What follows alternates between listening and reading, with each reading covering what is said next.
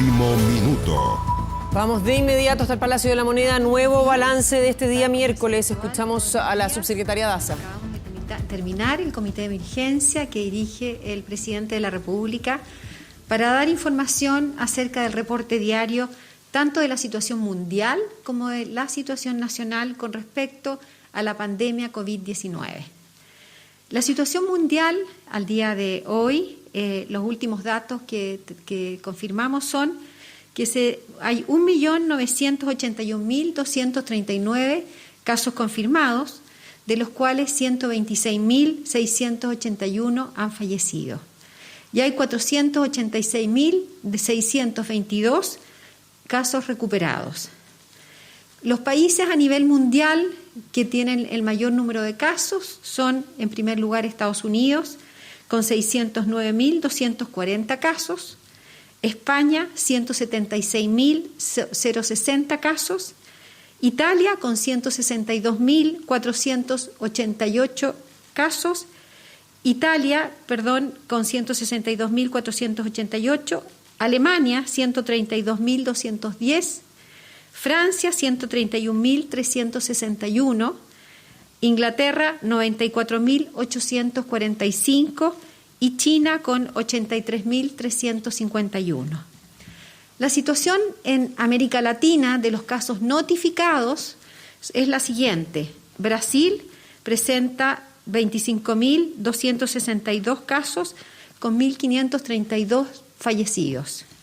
México, 5.399 con 406 fallecidos. Colombia, 2.979 con 127 fallecidos. Ecuador, 7.603 con 369 fallecidos. Y Perú, 10.303 con 230 fallecidos a la fecha. La situación a nivel nacional en nuestro país hasta las 21 horas del día de ayer es la siguiente. Se registraron hasta el día de ayer 356 casos de COVID-19, lo que lleva a un total de 8.273 a nivel nacional. Al día de hoy existen en nuestro país 5.242 casos activos, debido a que hasta la fecha 2.937 personas se han recuperado, es decir, han pasado los 14 días desde su diagnóstico COVID-19 y se encuentran en una etapa en que no hay transmisión del virus. Finalmente, queremos lamentar en el día de ayer el fallecimiento de 2 personas. Una persona que falleció en la región metropolitana y otra persona que falleció en la región de la Araucanía. Una persona de la región metropolitana de 78 años y la persona de la región de la Araucanía de 84 años. También queremos lamentar la notificación después de las 21 horas de una tercera persona, no está en este informe debido a que el informe se cierre a las 21 horas, una tercera persona que falleció en el día de ayer después de las 22 horas, que es una persona de 67 años que falleció en el Hospital San Juan de Dios de los Andes. Queremos lamentar también profundamente el fallecimiento de esa persona. Por lo tanto, hasta el momento tenemos notificados 94 personas fallecidas asociadas al COVID-19. Finalmente, comunicarle a todas las personas que estamos trabajando por la salud de todas las personas en nuestro país. Queremos decirle que no solamente para disminuir la propagación del virus COVID-19, sino que también estamos muy atentos a las consecuencias que ha producido y que produce el aislamiento en las personas.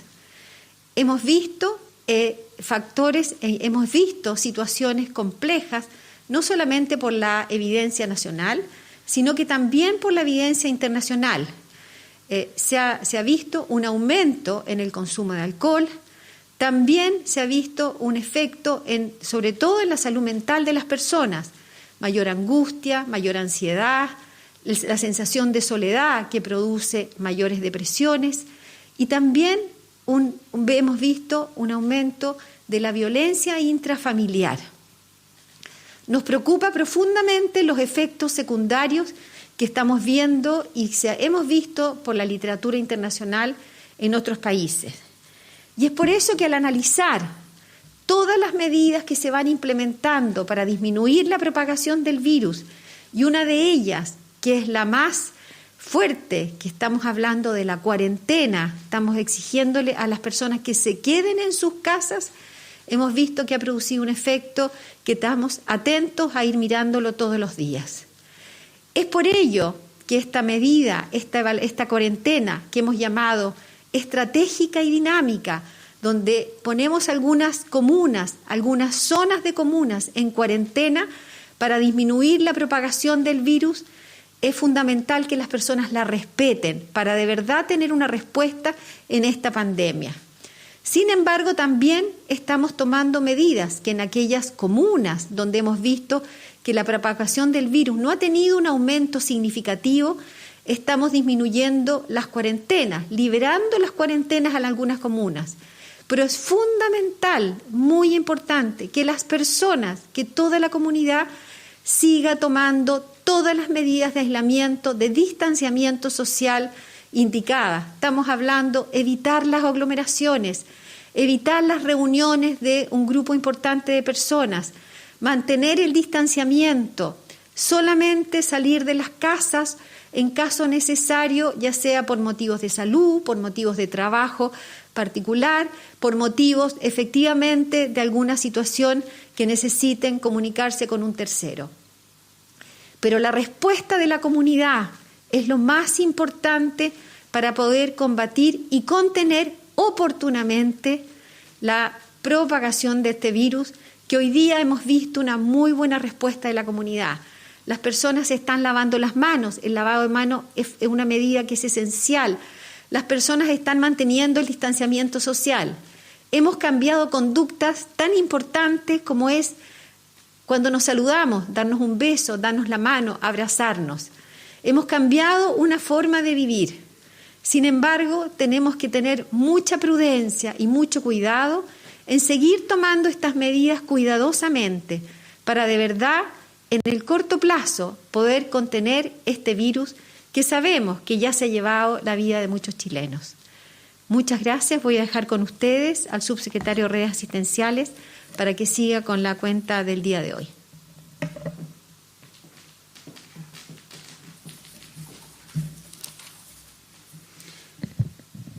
Muy buenos días. Me voy a referir en cuanto a las pacientes que se encuentran hospitalizados en cuidados intensivos. Me voy a referir también a la situación de ventiladores mecánicos, así como también de la cantidad de trabajadores de la salud que han presentado exámenes de COVID positivo. En cuanto a la cantidad de pacientes que se encuentran en unidades de cuidados intensivos, al día de ayer tenemos 389 personas, de las cuales 315 se encuentran en ventilación mecánica y 91 de estas personas en un estado crítico. En cuanto a nuestra capacidad para seguir atendiendo a pacientes graves, debo mencionar que al día de ayer a las 21 horas contamos con 577 ventiladores mecánicos invasivos ubicados en distintas regiones del país, pero dispuestos para cualquier ciudadano que lo requiera, independiente de dónde viva o dónde esté hospitalizada la persona. En relación al personal de salud, recordar el sistema integrado COVID-19 que incorpora tanto trabajadores del sector público como trabajadores del sector privado. Tenemos al día de ayer 743 personas con COVID-19 positivo, con el examen de COVID-19 positivo y con un periodo de 14 días, que son los periodos que están en contagio. De un total de 360.000 personas que trabajan en este sistema integrado COVID-19. Especial preocupación nos tiene una trabajadora de salud que está hospitalizada en la región de la Araucanía, en una situación grave, y obviamente a todos sus compañeros de trabajo, a todas sus familias les damos el mayor de los abrazos y el mayor de los apoyos y obviamente desear una pronta recuperación para esta persona. No quiero dejar pasar la oportunidad.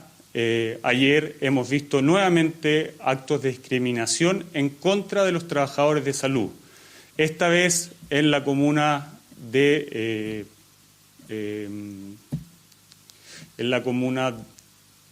Puerto Varas, en donde se registró un nuevo hecho en estacionamientos, discriminando a personal de salud que se estacionaba ahí.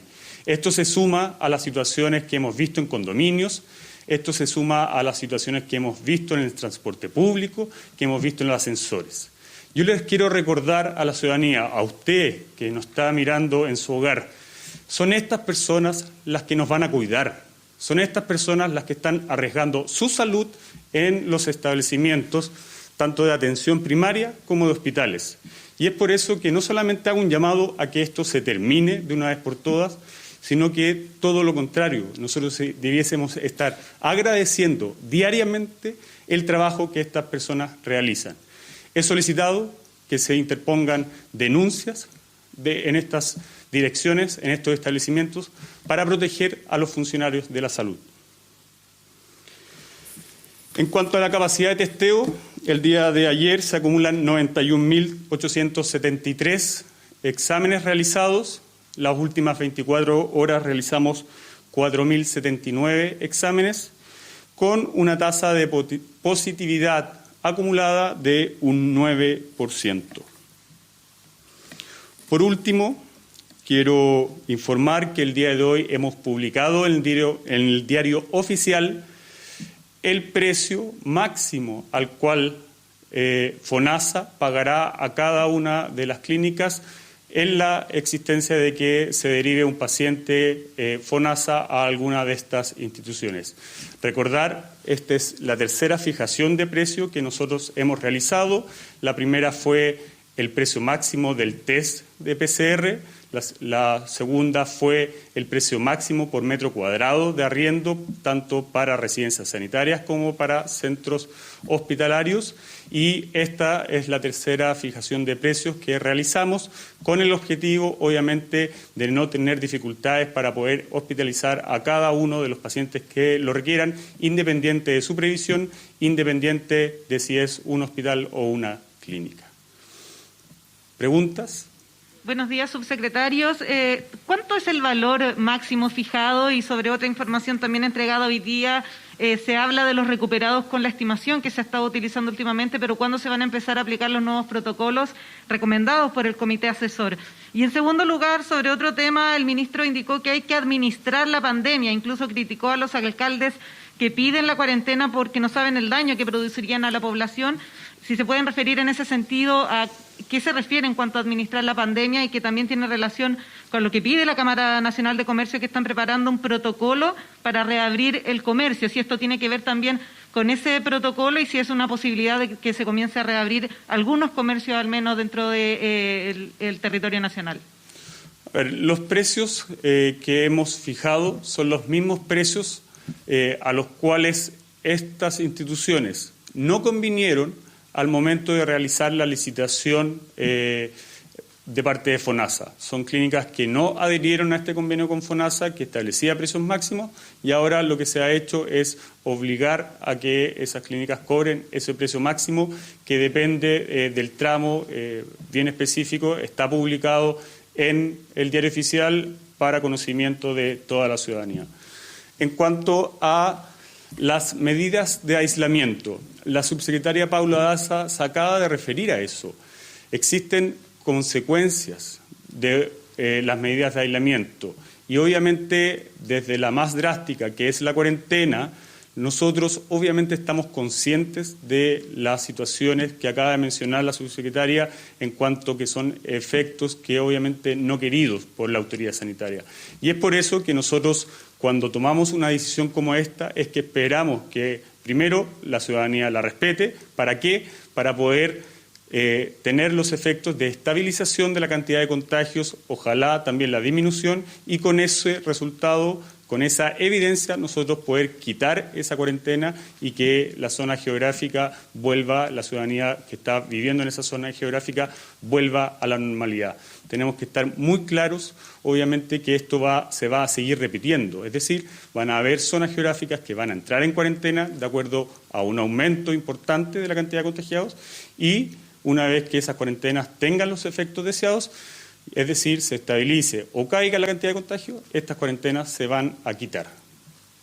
Subsecretario, si puede responder sobre cuándo se va a empezar a aplicar el nuevo protocolo para los no infectantes y este protocolo de reabrir algunos centros comerciales que indican desde la Cámara Nacional de Comercio se estaría trabajando incluso con autoridades.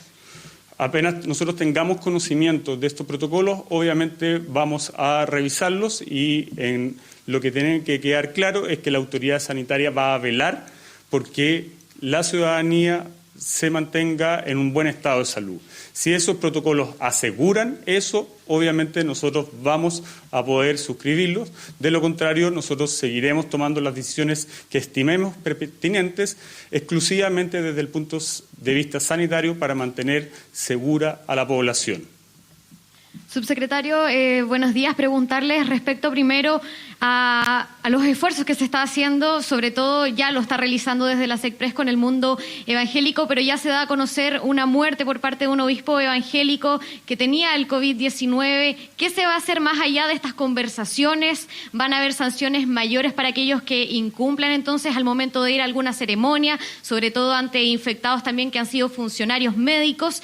Y en segundo lugar, preguntarle respecto a una petición que están haciendo los kinesiólogos que piden estar en la primera línea, sobre todo en la operatividad que tiene que ver con los ventiladores mecánicos. Se le está frenando esto por parte de un contrato, un tema administrativo. ¿Cómo van a ir trabajando en eso para buscar que ellos estén presentes en este trabajo? Me referiré a la segunda parte. La primera la contestará próximamente la subsecretaria Paula Daza. Los kinesiólogos son parte fundamental de los equipos de salud, sobre todo de los equipos que hoy día tienen la mayor carga de trabajo, es decir, las unidades de cuidados intensivos. Con ellos, junto con las enfermeras, con los técnicos de enfermería y los médicos intensivistas y médicos de los servicios de medicina, hemos estado trabajando ya hace varias semanas para poder, obviamente, capacitarlos de la mejor forma posible, entregándoles los elementos de protección personal que corresponden para estas unidades. ¿Por qué? Porque sabemos lo fundamental que son hoy ellos para poder atender de forma oportuna a la población.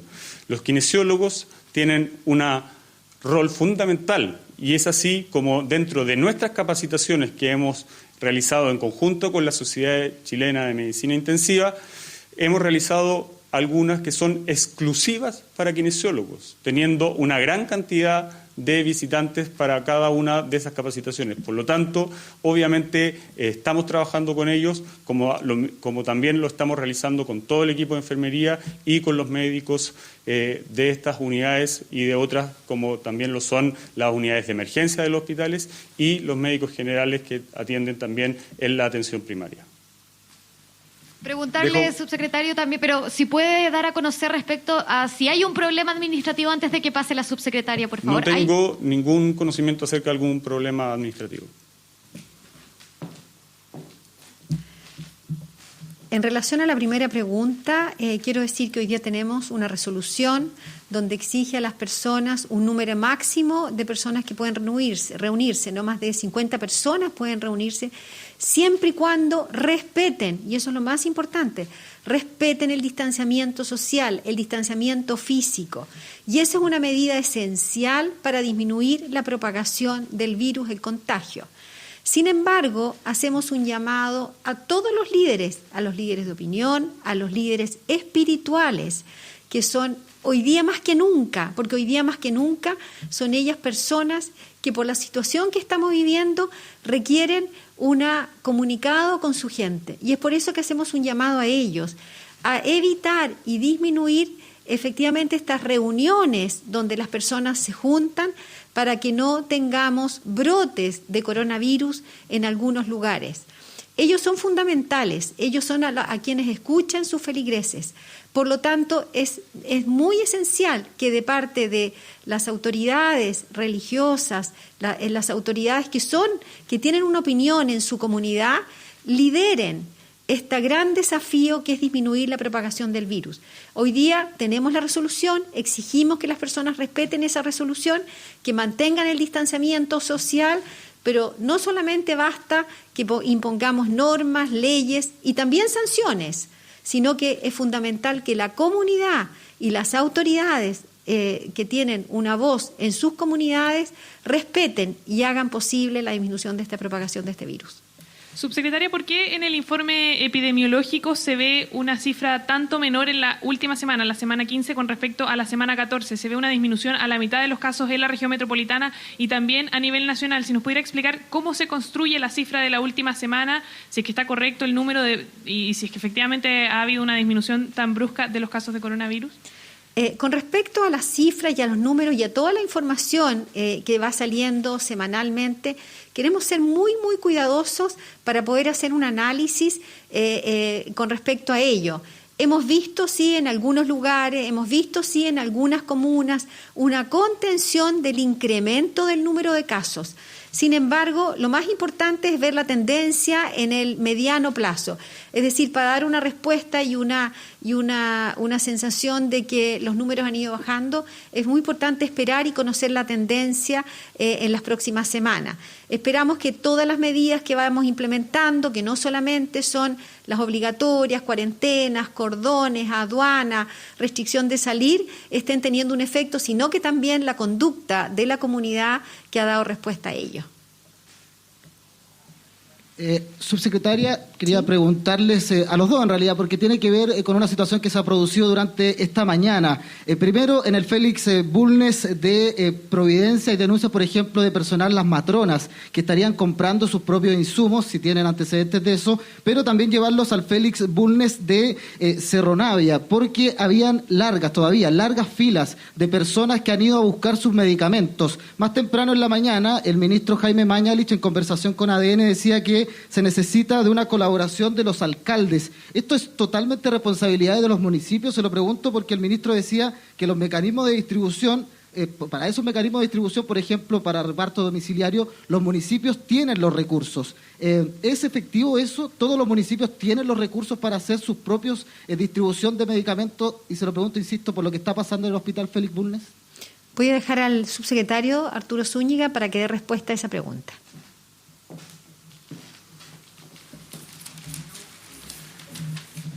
Bueno, primero pedir las disculpas a los vecinos de Cerro Navia por la situación provocada el día de hoy en la mañana.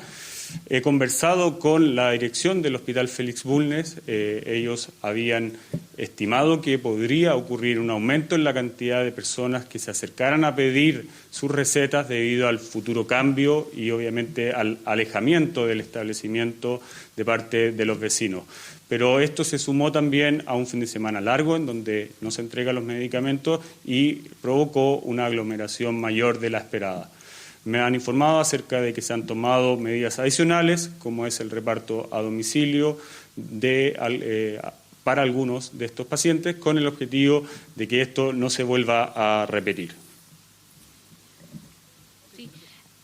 Subsecretario, pero lo que yo le preguntaba era que el ministro hoy día aseguraba que los municipios tienen los recursos para distribuir los medicamentos. ¿Eso es así? ¿Todos pueden? Por ejemplo, ¿todos los municipios tienen la plata hoy día para repartir de manera domiciliaria los medicamentos? Y lo otro respecto a los insumos que estarían comprando las matronas en el otro Félix Bulnes, en el de Providencia. En relación a lo que usted detalla acerca del Félix Bulnes de Providencia, no tengo antecedentes. Lo que sí yo puedo asegurar es que hemos establecido un calendario muy intenso de parte de la Central Nacional de Abastecimientos, de la CENABAS, para poder entregar los elementos de protección personal a cada uno de los establecimientos del país, según los protocolos dictados por el Ministerio de Salud. En cuanto a la participación de los alcaldes para poder enfrentar de buena forma esta pandemia, nosotros hemos elaborado conjunto con ellos una serie de estrategias para ir en ayuda de la población.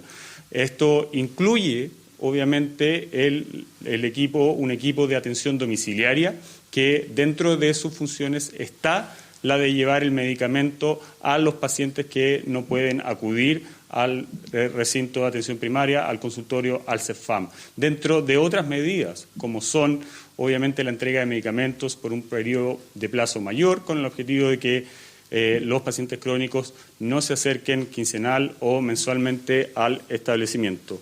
Y cada una de estas estrategias, obviamente, tenemos que armarlas en conjunto con los alcaldes. Ellos tienen a cargo casi la totalidad de los consultorios y CEFAM del país y es la puerta de entrada para el 80% de la población. Por lo tanto, este trabajo que comenzó los primeros días de febrero, obviamente se ha ido intensificando durante los últimos días y a propósito de esta pandemia esperamos lograr una muy buena coordinación para poder entregar de buena forma la salud a la ciudadanía. Sí, subsecretario, ¿y qué pasa con el reparto de medicamentos en los hospitales? Para terminar ahí esa pregunta, pero quería preguntarle por el informe de la Corte Suprema que habla de las cárceles. Dice que la situación es una bomba de tiempo, sobre todo por el hacinamiento. Se ha asegurado que se han repartido insumos, pero la Corte Suprema dice que estos insumos no son suficientes. Y además preguntarle porque Lo Barnechea y Las Condes han extendido el uso de mascarillas a supermercados. ¿Cómo evalúan ustedes como autoridad sanitaria esta medida? Bueno, primero, en cuanto a la situación de los recintos penitenciarios, ustedes lo han visto. Ayer mismo el ministro de Justicia con el ministro de Salud acudieron a un centro penitenciario para evaluar y presenciar directamente las situaciones y nosotros como Ministerio de Salud hemos establecido circulares para poder disminuir la probabilidad de que personas de grupos de riesgo se contagien dentro de los centros penitenciarios. Asimismo, agradecemos enormemente la aprobación del proyecto de ley de indulto conmutativo para personas de riesgo. Esto obviamente ayuda muchísimo a que estas personas minimicen la probabilidad de contagio y obviamente poder mantenerlas a resguardo de alguna situación de mayor gravedad, como podría ser una hospitalización. La segunda parte era acerca de las medidas que ha establecido las comunas de Vitacura y Las Condes. Nosotros ya habíamos realizado un llamado a ocupar las mascarillas en lugares de mayor aglomeración. Incluso hemos difundido la forma en cómo se pueden construir estas mascarillas para la población. Por lo tanto, nosotros vemos de buena forma en que la ciudadanía está adoptando medidas de aislamiento que obviamente permiten que esta curva de contagio se aplane y podamos dar desde la red asistencial público-privada COVID-19 la atención para todo ciudadano que lo requiera. Muchas gracias. Entonces, un nuevo reporte sobre el COVID-19 entregado por la subsecretaria Paula Daza y por el subsecretario Arturo Zúñiga. Vamos a revisar y hacer un resumen respecto a los casos nuevos que se registran en las últimas 24 horas. Son las cifras que entregó la subsecretaria Paula Daza. Son 356 casos reportados en el último día, llegando así la cifra de casos confirmados de COVID-19 a 8.273. ¿Cuántos casos se consideran activos? 5.242, debido a que 2.937 casos se consideran como recuperados. Lamentablemente han fallecido 2 personas, una persona de la región metropolitana de 78 años y una persona de la región de la Araucanía de 84 años. Con esto ya son 94 las personas fallecidas, pero decían las autoridades que hay que sumar a una persona que falleció después de que se cierran los registros, que es a las 9 de la noche. Es una persona de 67 años que falleció en el Hospital San Juan de Dios de Los Andes.